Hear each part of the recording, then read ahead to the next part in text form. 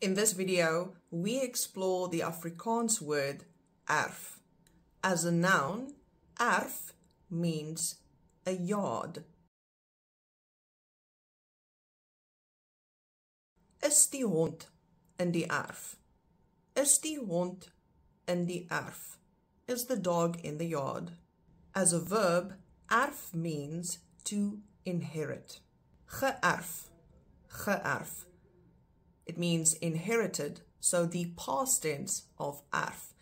Keep in mind that you have to put the 2 dots on the second e in the word geërf. Ek het 'n bietjie geld van my ouma geërf.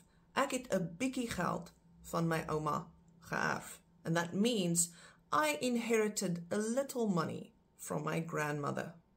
Erfenis, erfenis, inheritance.